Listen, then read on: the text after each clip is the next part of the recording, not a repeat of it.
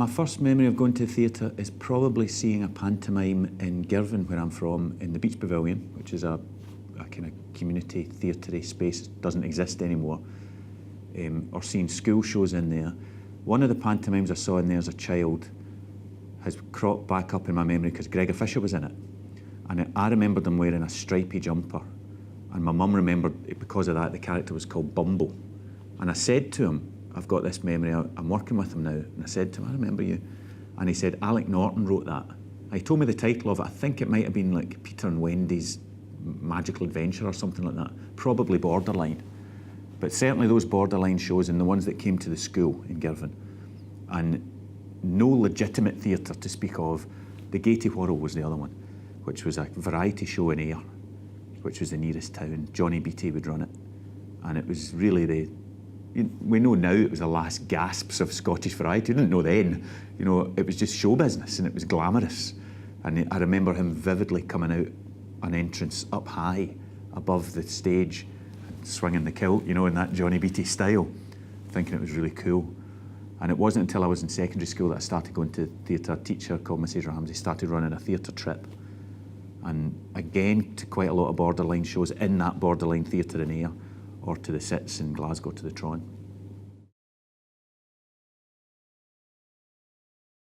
From when I was young, those school trips I talked about when I was taken in secondary school was the first time I really got to go to see a play in a theatre. I'd be about 15. And it was the experience of going that stays with me. I remember coming up on the bus from Girvan and just coming through Glasgow and wondering, where's everybody going? In Girvan, you knew where they were all going. There was only like one nightclub in the whole place, nothing else to do. And I remember that excitement of being in a city and then going into the foyer of the Sits and the foyer of the Tron and just the collective experience of it. I saw Macbeth at the Sits where the witches came out through the audience. That was something that stayed with me. Robbie Coltrane doing Mr. O'Buffo, the Dario Fo play. And there was a line in it, he described a cripple being half man, half bogey. And that really, I remember that moment of the word bogey. It had an electrifying effect, because that was, you know, it was a word from my youth. I'd forgotten it. And it felt really exciting that was getting used. From when I've turned professional, there's just countless things that have stayed with me and I think of. I've always really liked I found myself being at the first preview of things, you know, just probably because it's free or cheap, or, you know, or I can't go to press nights or I don't want to go to press nights.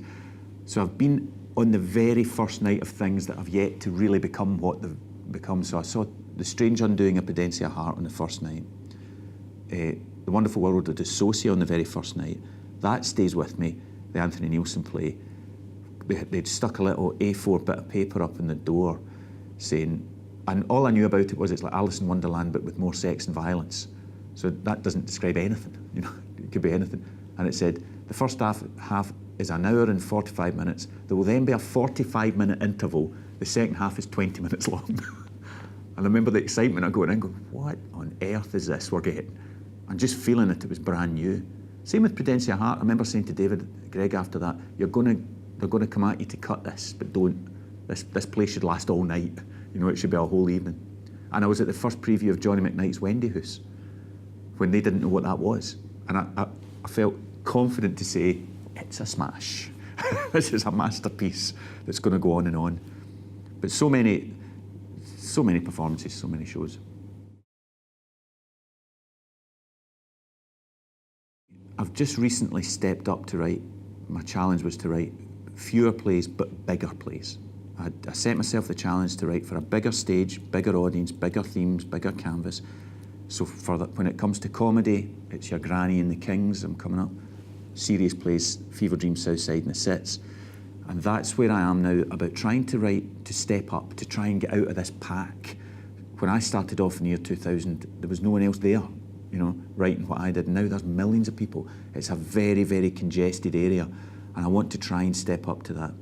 If I was being totally honest, the next thing on the secret agenda is I feel I need to write a play that has wider appeal within Britain. My plays do well in Scotland, they do well abroad, especially in South Korea. I've had a play on there for over a decade in America and France. I've got on a play now, but not really elsewhere in Britain. They don't cross the border.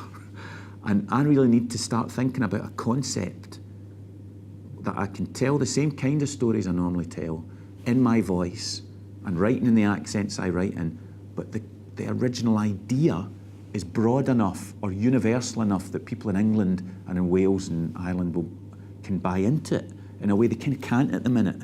There's something that says this is talking to a constituency.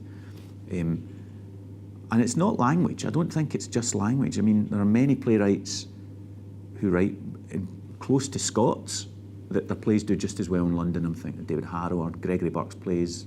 David Gregg's Prudencia Heart's a smash in London and elsewhere, and it's written in rolling Scots. So it's not that. It's about the type of story it is. It's about the original concept. So that's what I'm trying to set myself for next.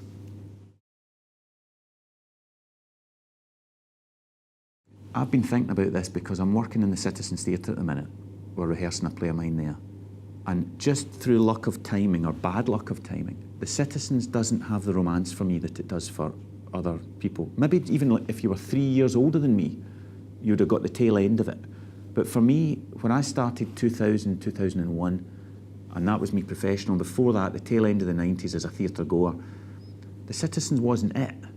It was empty, it was a bit cold, smelt funny, and the plays they did there were important. And when you're young, you're not into important things. It's not, you don't want to see that. You think everything you do is the important thing.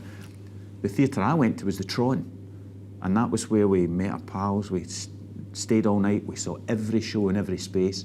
Then it was the Arches in Glasgow and the Traverse in Edinburgh. That's the kind of work I like, brand new Scottish playwriting. So those are the type of places I would gravitate to.